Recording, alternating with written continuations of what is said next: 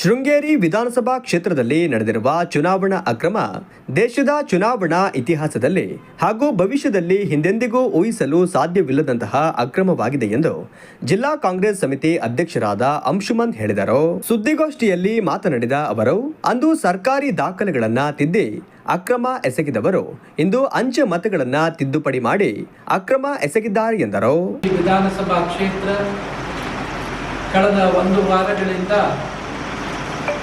ಕೇವಲ ಜಿಲ್ಲೆಗೆ ಮಾತ್ರ ಅಲ್ಲ, ರಾಜ್ಯ ಮತ್ತು ರಾಷ್ಟ್ರ ಮಟ್ಟದಲ್ಲಿ ಸುದ್ದಿ ಆಗಿರುವಂಥ ಇವತ್ತಿನ ಈ ಸಂದರ್ಭದಲ್ಲಿ ನಾವೆಲ್ಲ ಭಾಳ ಮುಖ್ಯವಾಗಿ ಈ ಪತ್ರಿಕಾಗೋಷ್ಠಿ ಮುಖಾಂತರ ಹೇಳಕ್ಕೆ ಇಷ್ಟಪಡೋದು ಏನಂತ ಹೇಳಿದ್ರೆ, ಅಂದು ಅಧಿಕಾರದ ಇದ್ದಂಥ ಸಂದರ್ಭದಲ್ಲಿ ಸರ್ಕಾರಿ ದಾಖಲೆಗಳನ್ನು ತಿದ್ದೋ ಮುಖಾಂತರ ಶೃಂಗೇರಿ ಕ್ಷೇತ್ರದ ರೈತರಿಗೆ ಮೋಸ ಮಾಡಿರುವಂಥವರು ಇಂದು ಅಧಿಕಾರಕ್ಕೋಸ್ಕರ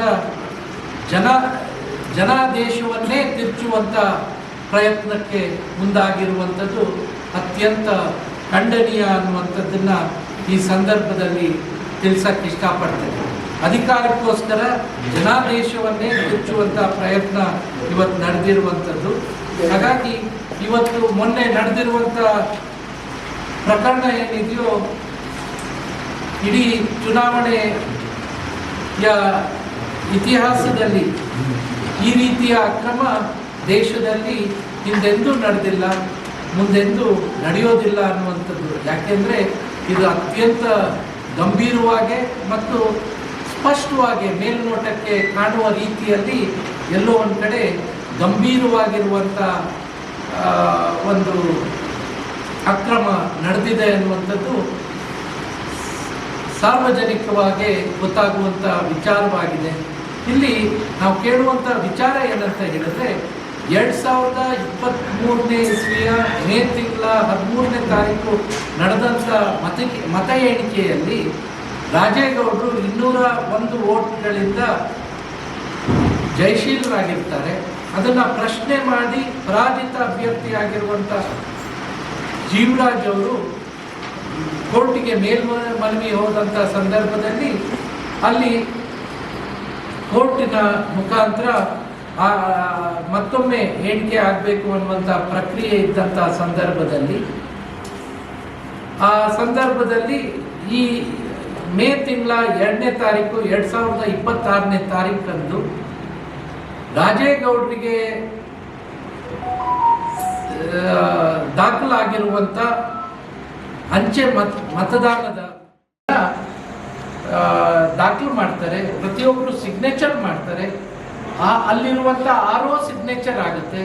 ಅದು ಒಂದು ರೆಸಲ್ಯೂಷನ್ ಆಗುತ್ತೆ. ಆ ರೆಸಲ್ಯೂಷನ್ ಈಗಾಗಲೇ ನಿಮ್ಮ ಸಾರ್ವಜನಿಕವಾಗಿ ಅವಕಾಶ ಎಲ್ಲರ ಕೈಲಿರುವಂಥ ದಾಖಲಾಗಿರುತ್ತೆ.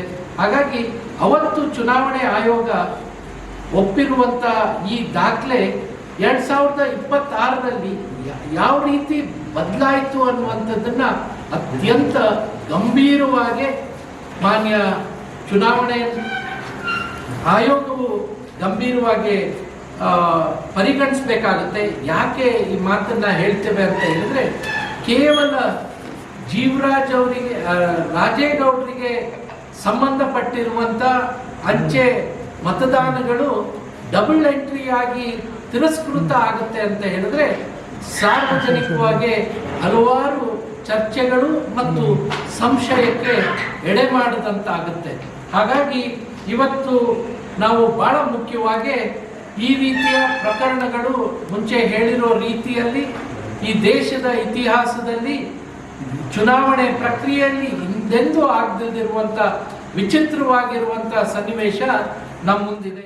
ನಗರಾಭಿವೃದ್ಧಿ ಪ್ರಾಧಿಕಾರದ ಅಧ್ಯಕ್ಷರಾದ ಮಂಜೇಗೌಡ, ನಗರಾಭಿವೃದ್ಧಿ ಪ್ರಾಧಿಕಾರದ ಮಾಜಿ ಅಧ್ಯಕ್ಷರಾದ ನಯಾಜ್ ಅಹಮದ್, ಗ್ಯಾರಂಟಿ ಯೋಜನೆ ಅನುಷ್ಠಾನ ಪ್ರಾಧಿಕಾರ ತಾಲೂಕು ಅಧ್ಯಕ್ಷರಾದ ಮಲ್ಲೇಸ್ವಾಮಿ, ಕಾಂಗ್ರೆಸ್ ನಗರ ಅಧ್ಯಕ್ಷರಾದ ತನೋಜ್ ನಾಯ್ಡು, ಕಾಂಗ್ರೆಸ್ ಮುಖಂಡರಾದ ಹಿರೇಗೌಜ ಶಿವವ್, ನಗರಸಭೆ ಸದಸ್ಯರಾದ ಜಾವೀದ್ ಉಪಸ್ಥಿತರಿದ್ದರು.